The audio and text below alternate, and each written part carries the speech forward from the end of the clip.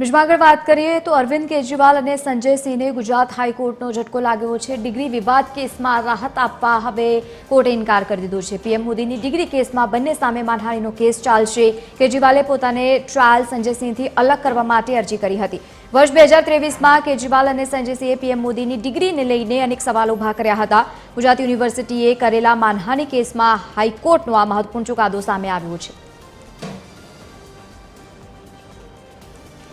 વધુ માહિતી સાથે સંવાદદાતા મૌલિક ઉપાધ્યાય જોડાયા છે। મૌલિક, હજુ પણ અરવિંદ કેજરીવાલને કોઈપણ પ્રકારના રાહતના અહીંયા સમાચાર સામે નથી આવ્યા। વધુ એક હાઈકોર્ટે ઝટકો આપ્યો છે। વધુ માહિતી।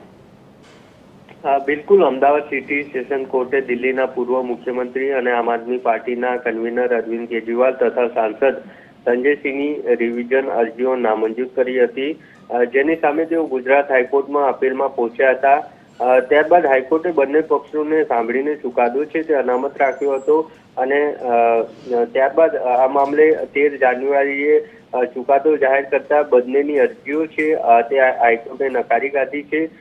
કેસની વાત કરીએ તો વડાપ્રધાન નરેન્દ્ર મોદી છે તેમની ડિગ્રી અંગે 2023માં કરેલા નિવેદનને લઈને ગુજરાત યુનિવર્સિટીએ દાખલ કરેલા માનહાનિ કેસમાં રાહત માંગી હતી।